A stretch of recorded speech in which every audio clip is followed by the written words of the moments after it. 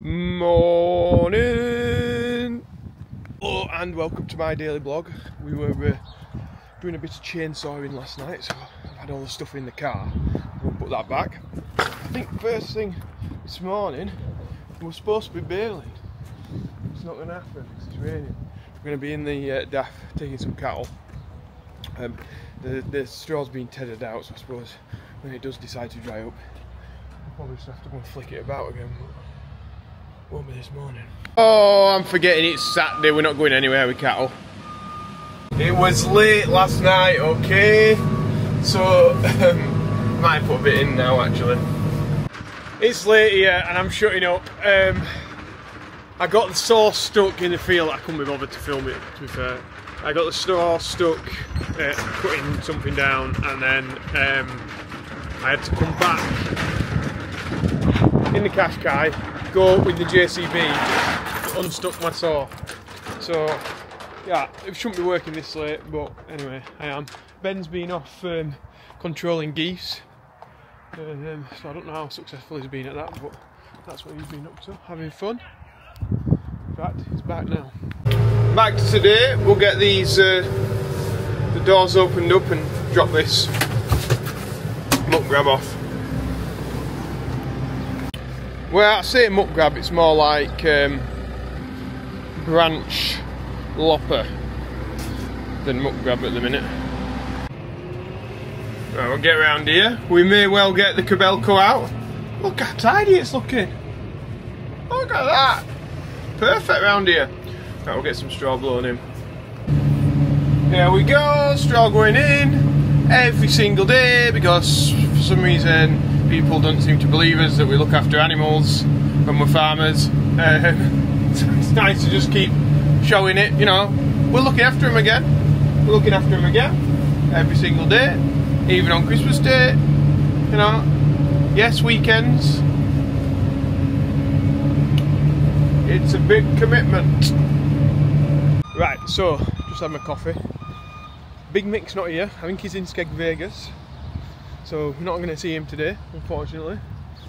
But I'm just going to go and check the straw because it's going to rain, and if it's somewhat like half decent, it'll go through the baler. We might just row it up and get it home. Noah's just over there, starting another premix. So we've got into the field that my dad chucked about. We'll have a look at this straw. Yeah, and as I thought, it's very wet. I mean, look at the mist. It's been raining. I don't think it'll even bale. It's that wet. But he came with the coon tedder, and he's thrown this about. I mean, a bit excessive because it's that wide, but you got to use the tools that you've got, so that's what we used. I mean, to be fair, where it's thin, it's not so bad. If it did get some sunshine on it a little bit later, we'd be alright, but you know, it's wet, feels wet. And the forecast's not good for the next like 4 or 5 days, but yeah, it won't go. I don't think it'll go through baler. I think we just get too many problems. Sometimes we think, oh, we'll just get it baled up, use it straight away, but I think we're just going to have to leave this to get wet and then try and salvage what's left after. Just when it rains, you're just losing straw, and you're losing straw quality all the time, you see. So it's, although if we'd have baled it and it wasn't quite right, we wouldn't have had it a particularly good quality straw. We could have used it, but at the point where it is now, it's just too wet, so we'll just have to wait for it to dry again. Right, on we go. Let's get on. I'm back. Hello. You alright? Yeah? You alright? Yeah? Noah's on mixing, and I think we'll get the digger started. It's around here somewhere. Here it is, the boost. So I've just got the key.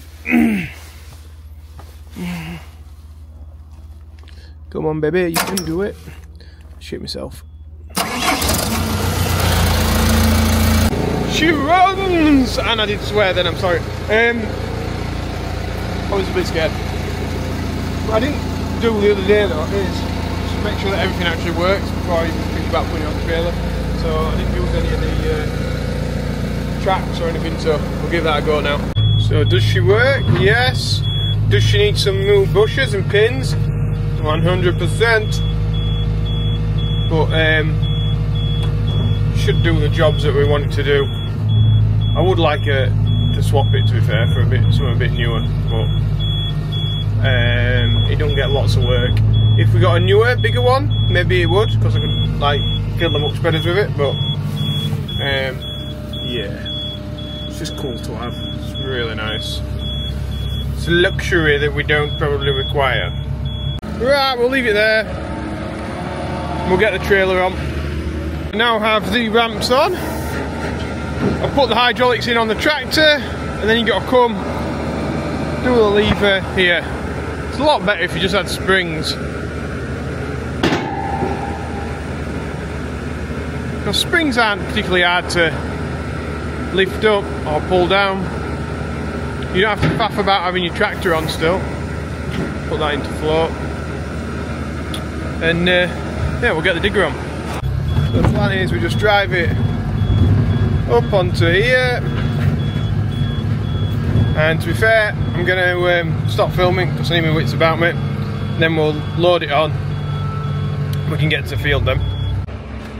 And I'm off. Let's go. Yeah, pulling some weight. Well, that's digging over and done with. We were supposed to be coming back to do some baling, and rain happened. So not on the straw that I was looking at this morning because that was way too wet, but some that got combined yesterday we thought might just make it, but not going to happen. Right, so we've got to find somewhere to put this which digger. I'll park it on this end. Okay, so I've been using it for an hour or so, and then it's been running. Got it onto the trailer, turned it off to come home, and now the key won't work. Yeah, it won't go. So something's gone wrong. And it's on the trailer. And it's not like it's got wheels, so you can't just pull them off. So I think maybe hook it up to lorry tomorrow and see if we can get it started then. Or maybe this evening. I'm pretty tired. So we've got somebody coming to look at the shear grab today. So we'll just pull that out and see what leaks on it. I think some of the pipes leak on it when I think back. So yeah, we'll just get that out and then we can have a look. So I just used it and it was leaking out of there, but to be fair, that's loose. So we tighten that up, we might be alright. Have a look.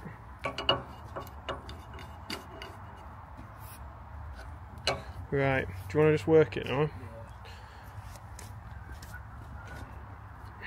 We'll see if we get any leaks in elsewhere.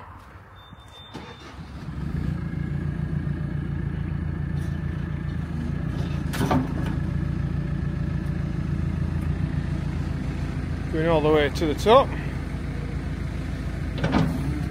Just pressurise it at top. Yeah, right, leaking from this one. Yeah, go on, shut it.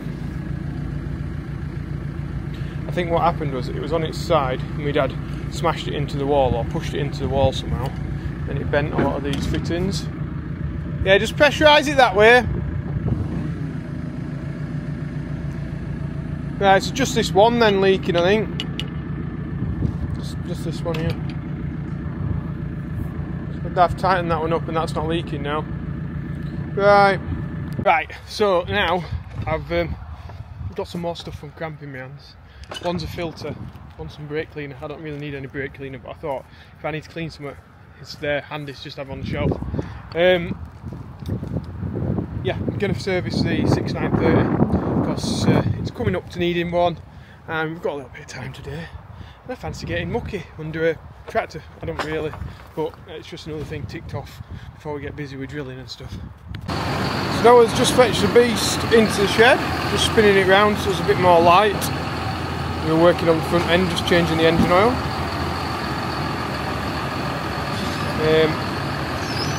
We'll get on with that.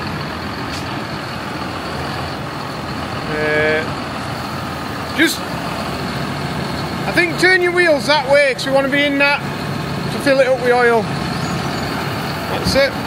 Right, so I've got my tripod and we'll get under here and hopefully you can see what I'm getting up to.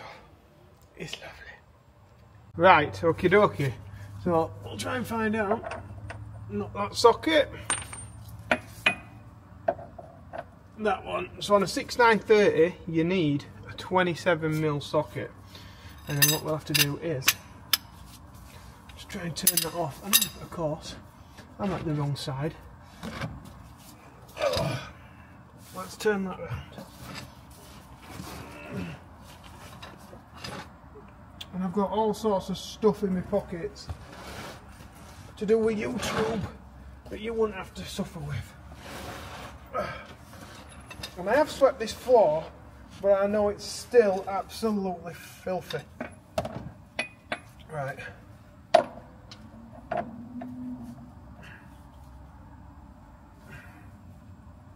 Think about this. That's it, yep. Right, so I've got that loose. Not finger tight loose, I tell you. It felt that way when you got a long bar on it. But it's clearly not as loose as I first expected it was. Yeah, it is now. Right, so now maybe I'll be better. Probably be better moving you around this side. You might see a bit more. Not great for the sunlight, really, but we'll get this off. I did a live once while I was servicing a tractor, and I can't believe how many, like, I can't remember if it were like 30,000 or 40,000 views altogether. Like, absolutely wild that somebody people are that interested. Right, that's the oil coming out, nice and warm, and we'll wait for this to run out, and then we'll change the filter, and then put some oil back in. Anyway, job done. Well, I'll show you the rest of it. Right, I've got to try and turn this off without putting my hand in the oil. Okay, so now that bit's done, we'll come around here.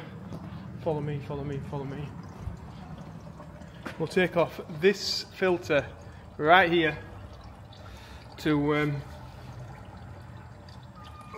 so it should be by hand, and it is. So I'll get that off. We're going to put a bit of oil in the new one and then attach it back on. So I've got the filter here, a Donaldson one. Now we normally put John Deere filters and everything, but when I actually saw on Cramp the price difference between a John Deere one and one of these, I was like, you know what, it's going to be one of these. It's all its life it's had John Deere. Should we have stuck to just putting John Deere filters on? I don't know. Is there going to be much difference? Are they all going to be made in the same factory? I don't know the answer to that either, but it looks the same, and I imagine it's tested to the similar properties, so I'm gonna put it on. What I am going to do is just put a bit of oil into the filter, so that when we check the level, when we're filling it back up with oil, we know that it'll be about right.